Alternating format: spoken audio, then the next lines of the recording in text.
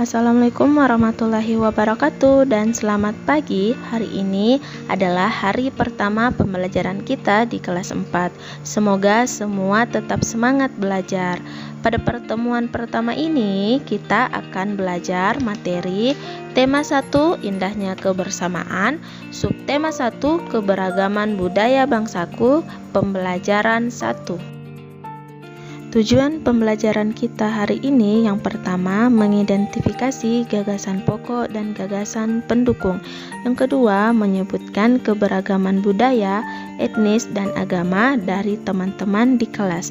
Dan yang ketiga menjelaskan cara menghasilkan bunyi.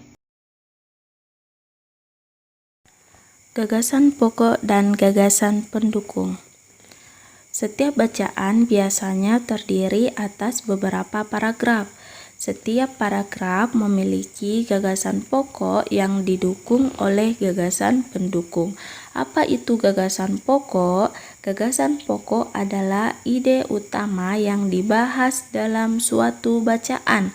Dapat berupa kalimat inti atau berupa pokok paragraf. Jadi, gagasan pokok adalah ide utama atau inti dari suatu bacaan. Sedangkan gagasan pendukung adalah uraian atau tambahan informasi untuk gagasan pokok.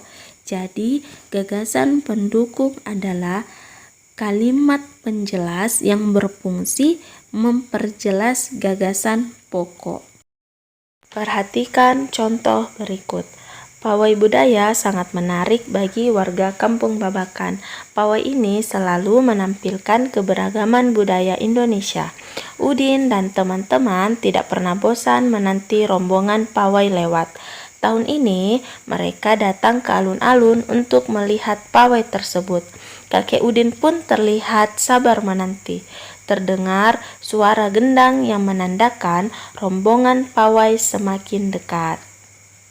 Dari cerita tersebut dapat disimpulkan bahwa gagasan pokok berada pada awal paragraf, yaitu pawai budaya sangat menarik bagi warga Kampung Babakan.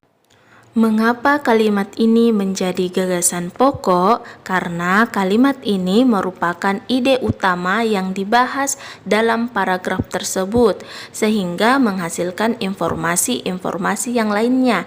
Dapat kita lihat ide utama atau gagasan pokok dari paragraf ini yaitu pawai budaya sangat menarik. Dari ide inilah kita dapat diberikan informasi mengapa pawai budaya ini sangat menarik. Karena pawai ini selalu menampilkan keberagaman budaya Indonesia. Sedangkan gagasan pendukungnya yaitu pawai ini selalu menampilkan keberagaman budaya Indonesia. Kenapa ini dikatakan kalimat pendukung? Karena dia memperjelas gagasan utama. Di sini dikatakan gagasan utama. Pawai budaya sangat menarik. Mengapa dikatakan dia menarik? Karena pawai ini selalu menampilkan keberagaman budaya Indonesia.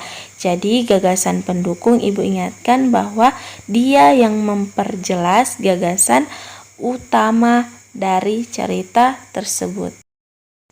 Setelah tadi kita mempelajari gagasan pokok dan gagasan pendukung, kali ini kita masuk pada keberagaman Indonesia.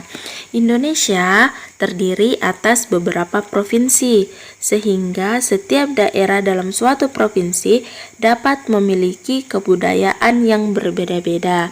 Keberagaman apa saja yang ada di Indonesia, yaitu mulai dari agama, suku, pakaian adat, tarian daerah, rumah adat, dan sebagainya. Di sekolah, kamu memiliki banyak teman yang memiliki keberagaman. Bisakah kamu menyebutkan keberagaman apa saja yang dapat ditemukan di sekolah? Ya, mulai dari keberagaman agama. Di sekolah, teman ada yang beragama Islam, ada yang beragama Kristen, dan ada yang beragama Hindu ataupun sebagainya. Di sekolah juga dapat kita temukan keberagaman suku. Ada teman yang berasal dari daerah Makassar, daerah Bugis, daerah Toraja, Mandar, dan sebagainya.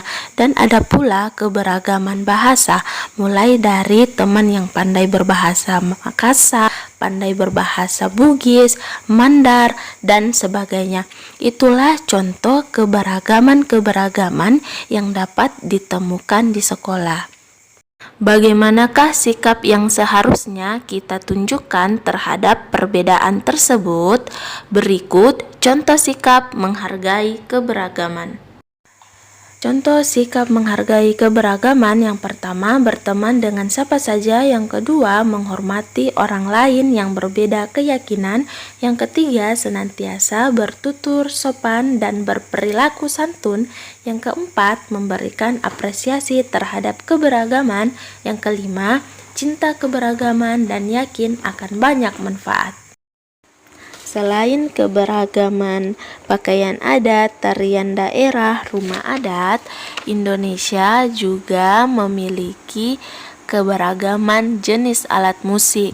Berikut contoh alat musik yang dimiliki oleh berbagai suku di Indonesia. Kecapi yang berasal dari Jawa Barat dimainkan dengan cara dipetik. Angklung yang berasal dari Jawa Barat dimainkan dengan cara digoyangkan. Saluang yang berasal dari Sumatera Barat dimainkan dengan cara ditiup.